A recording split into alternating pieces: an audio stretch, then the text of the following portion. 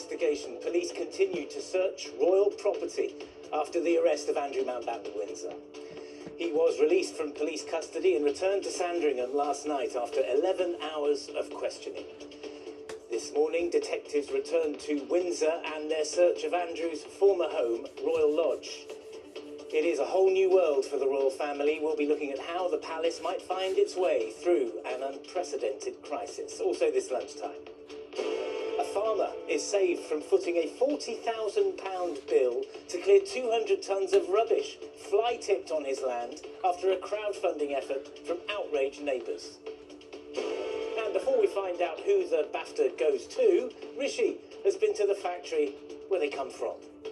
Ahead of this weekend's BAFTA Awards, I'll be finding out how they make the famous winner's statue.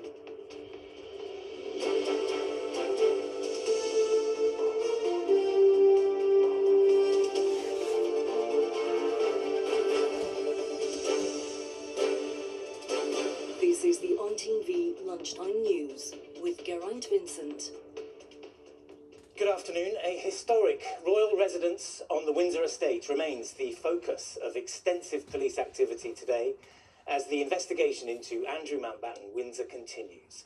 Detectives are still searching Royal Lodge, the former home of the former prince, who was arrested yesterday on suspicion of a serious offence, misconduct in a public office.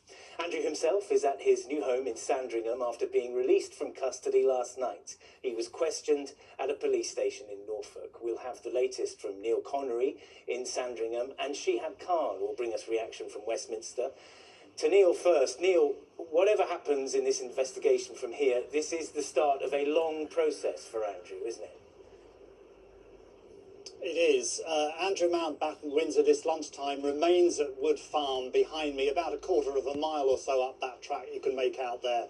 He returned here last night after spending 11 hours in police custody on his 66th birthday. He was photographed as he left Elsham Police Investigation Centre at around 10 to 7 last night, a dramatic image that has gone around the globe since. And in terms of this police investigation led by officers from Thames Valley Police, more searches this morning at Royal Lodge down at Windsor, where of course Andrew Mountbatten, Windsor, was living until around 2 weeks ago when he moved up to here at Wood Farm on the Sandringham estate. So those searches at Windsor still ongoing this morning. The searches here up in Norfolk in Sandringham concluded yesterday. In terms of this police investigation led by Thames Valley Police, we know they've been speaking with prosecutors over the last week, assessing potential evidence in the Epstein files over whether Andrew may have shared confidential information in his role as a trade envoy. Now, Andrew Mountbatten, Windsor, has previously strenuously denied any wrongdoing in terms of his dealings with Jeffrey Epstein or his relationship. In terms of the media coverage here, if I just step back again here today, you can see the continuing interest in what is going on. What has struck me has been the international coverage over the past 24 hours. I've seen crews here from Australia, America, France and Turkey. People determined to follow each twist and turn in these unprecedented events over the last 24 hours. People really determined to follow everything that is going on. But as things stand this lunchtime so far today, we've had no sight of Andrew Mountbatten, Windsor so far. OK, Neil, many thanks. Well, there have been calls for Andrew to be removed from the line of succession. He remains 8th in line to the throne. Our political correspondent, Shihab Khan, joins us from Westminster. Shihab, MPs aren't sitting at the moment, but they're obviously taking a keen interest in events over the last 24 hours or so. Yeah, absolutely. Parliament is in recess at the moment, so they're not here, but they're being asked, whenever MPs or senior politicians appear in front of cameras, they are being asked what they think about this and what Parliament should do. The leader of the Liberal Democrats, Ed Davey, today said that he believes Parliament should hold the former Prince, to account. They are, of course, restricted by what they can say at the moment because a police investigation is acting. But what exactly would that entail? We don't know for sure yet. You mentioned there, Geraint, that he does remain 8th in line to the throne. For that to no longer be the case, there would need to be an Act of Parliament. MPs would need to vote it through. After that, there are a number of steps that need to take place, but that is something that Parliament could do. There's also been a lot of discussion about potentially potentially having one of the select committees here in Westminster, which is a group of MPs, potentially looking into his actions as a trade envoy. They could question witnesses, they could ask for files, but ultimately all of this depends upon how that police investigation goes, and it's after that that MPs will decide what actions they do want or potentially don't want to take. And it feels more than ever now, Shihab, that it's Epstein's powerful friends on this side of the Atlantic that are still attracting the most scrutiny. Yeah, absolutely. So far, the only person that's been jailed for this is Ghislaine Maxwell, who is, of course, a British citizen. Then you've got Andrew Mountbatten Windsor, who's now been arrested. Then there's the former US ambassador, Peter Mandelson, who is obviously under investigation. Those are the three big high-profile names who've come under fire. Someone else who's mentioned in those files is, of course, the US President Donald Trump. He was asked about his reaction to the news about Andrew Mountbatten Windsor. Here's what he had to say. It's a very sad thing. When I see that, it's a very sad thing. To see it and to see what's going on with his brother, who's obviously coming to our country very soon, and he's a fantastic man, the king. So I think it's a very sad thing. It's really interesting because nobody used to speak about Epstein when he was alive, but now they speak. But I'm the one that can talk about it because I've been totally exonerated. I did nothing. And the US President says he's been totally exonerated there, but there is a lot of pressure both on his administration and the Republicans generally when it comes to the Epstein files. His name is mentioned multiple times, and there's pressure particularly from the Democrats who want to see more information and more people held to account, particularly in the United States. For now, though, the focus here in the United Kingdom is, of course, what happens to Andrew Mountbatten Windsor, and then Peter Mandelson, who is, of course, still under investigation. His massive lobbying firm that he worked for many years and set up has gone into administration today, and is an indication of the consequences of those files. Shihab? Well, I'm joined in the studio now by Elsa Anderson, who's a former press secretary to the late Queen. Elsa, you were at the palace for over a decade. What's happening today, tell us, in the offices that you used to work in? Well, for the last 24 hours, it must have been absolutely chaotic. But what I would say is I think the King acted very, very swiftly, less than 2 hours after the police issued their statement by putting a statement out on his own. I think they're going to take stock now. This story is on the front page of every newspaper, and it's globally on every news channel. So I think now is a time to reflect, to see where we are, to take stock, to take counsel. Clearly they can't do anything legally because the authorities are investigating. But I do think probably in the background they'll be looking at notes, looking at emails, looking at records to see what they can do to assist the authorities with this investigation. Yeah, I mean, the possibility that senior members of the royal family will be giving witness statements is a very real one right now, isn't it? Absolutely. And there's no playbook for how the royal family operates when a senior member is suspected of a serious offence. No, absolutely. But the King is surrounded by some very, very excellent advisors. I know them. So he'll be listening to their counsel. I'm sure he's taking legal advice as well. And they'll just take stock and see where they are. But I can't see the story going away. I just want to ask you a question about something that we've heard and seen quite a lot over recent weeks in royal engagements. Just have a look at this. Good afternoon, Your Majesty. Do you have any reaction to the arrest of your brother, sir? Your Majesty, how are you feeling after your brother's arrest? What's your reaction to your brother's arrest, Your Royal Highness? Sir, to what extent do you think the royal family has done enough around the Andrew and Epstein issue? So that, for the avoidance of doubt, Elsa, is reporters shouting questions to senior members of the royal family.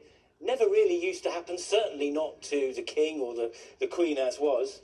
I just wonder, has the culture of deference changed? Are the royals accountable now in a way they didn't used to be because of the allegations surrounding Prince Andrew? Well, it'll be interesting to see how this does play out. In the 12 years that I worked for the late Queen, this never happened. So it's quite extraordinary.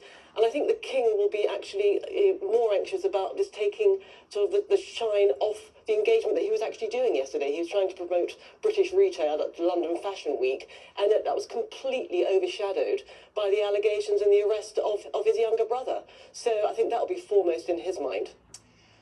And there is a question which I think is only going to grow louder over what more the late Queen might have done to avert the situation that her eldest son now finds himself in.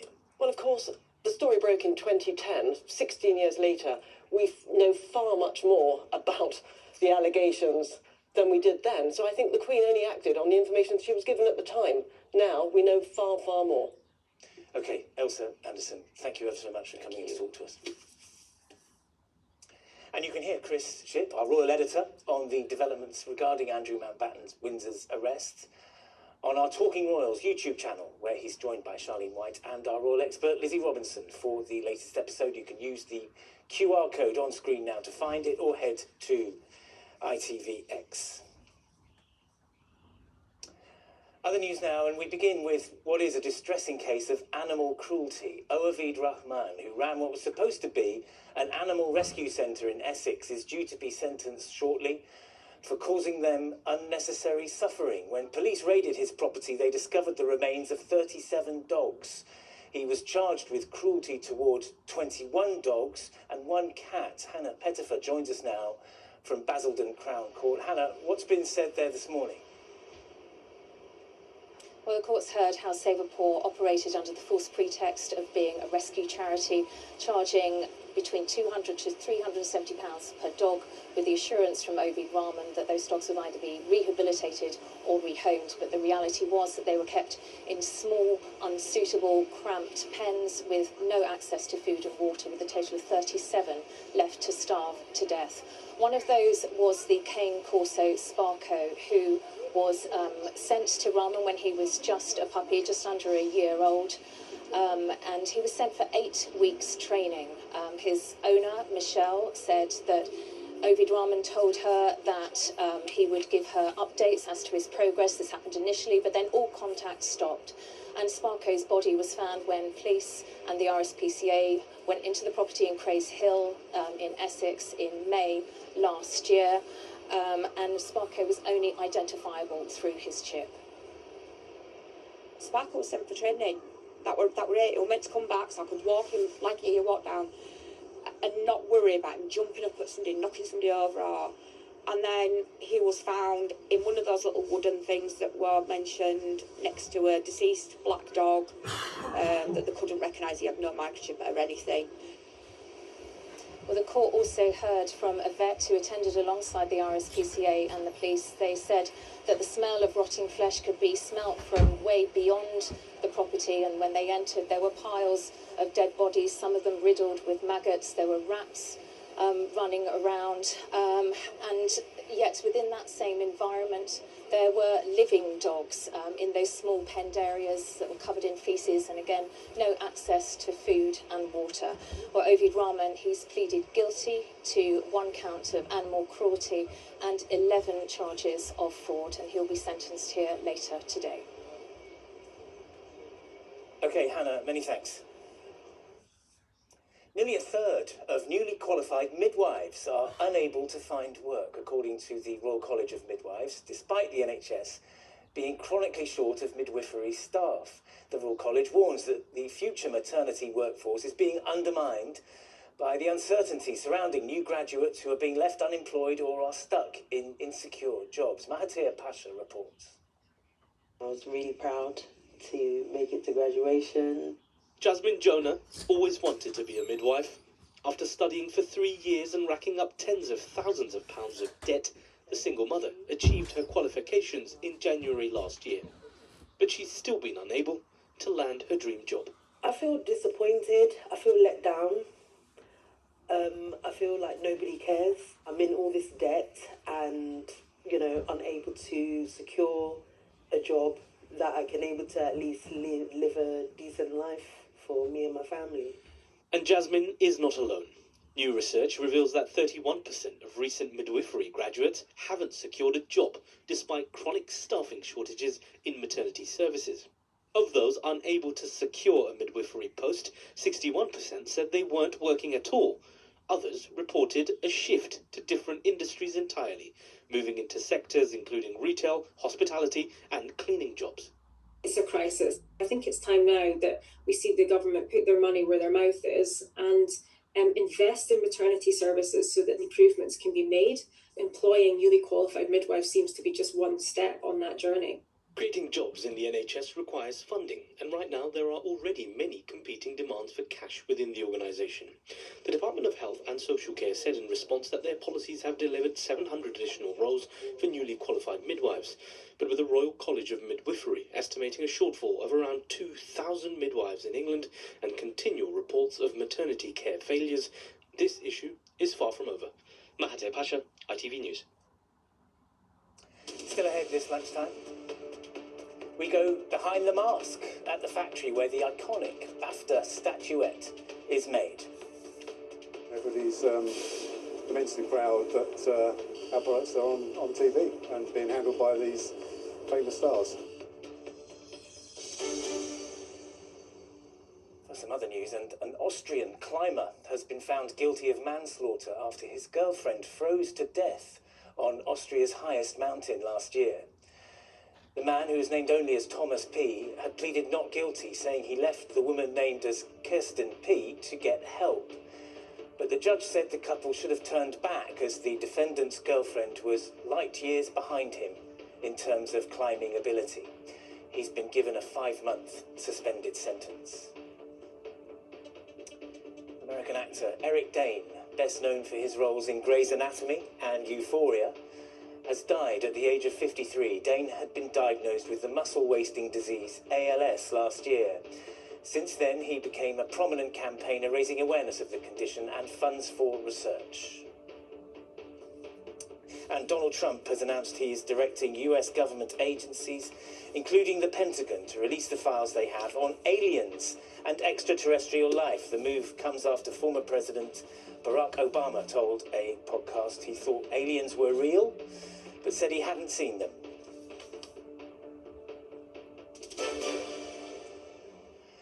Now, some of the best-known trophies in show business will be handed out at the BAFTA ceremony this weekend. Each bronze award weighs 3 kilograms and has been lovingly crafted and polished to absolute perfection at a metal foundry in Essex. Our entertainment reporter Rishi Davda has been to meet the very first people to get their hands on a BAFTA. From flame to fame, the BAFTA statue is as much a piece of art as the films nominated for one. I want to thank this wonderful institution for... Hollywood's creatives covet the famous mask, which is carefully crafted in Braintree, about 50 miles from Royal Festival Hall, where they'll be handed out this Sunday. The design is turned into what's called a pattern, which is then moulded using sand. Phosphor bronze is melted at about 1200 degrees centigrade, poured into the mould, left to cool, and voila, a BAFTA, just in need of a good polish.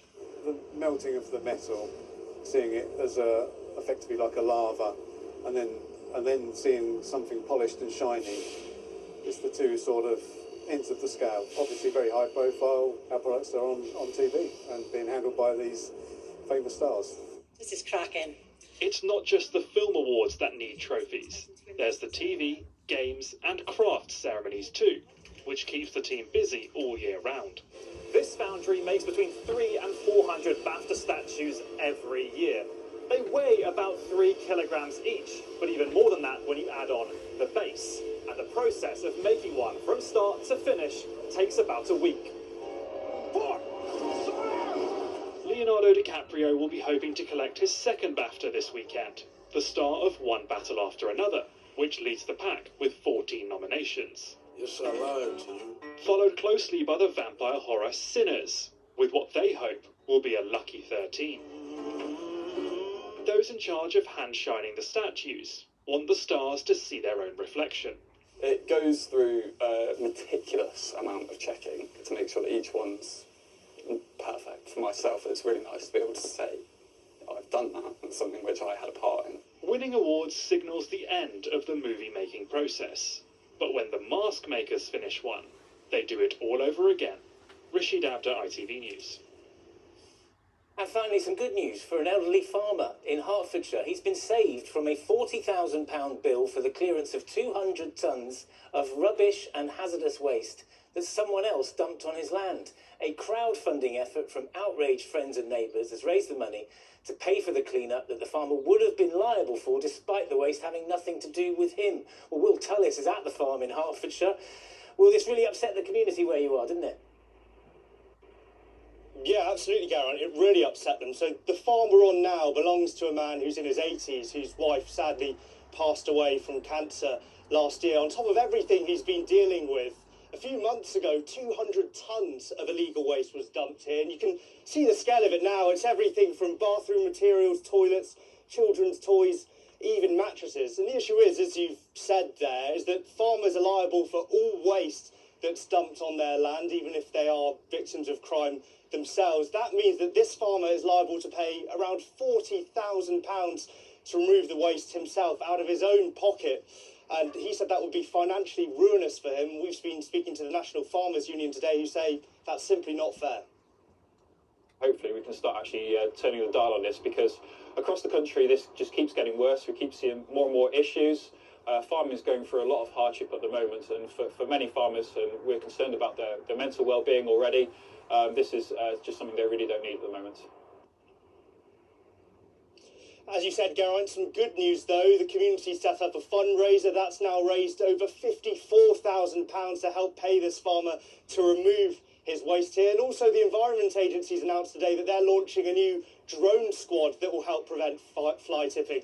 But some farmers we've been speaking to say that when you see the scale of the problem here and at sites across the country, those new initiatives might not even scratch the surface. OK, Will Tullis, thank you very much. And that is all from us for now. Charlotte is here with the evening news at 6:30. The news where you are is next, but from everyone on the Lunchtime team, enjoy your afternoon. Bye-bye for now.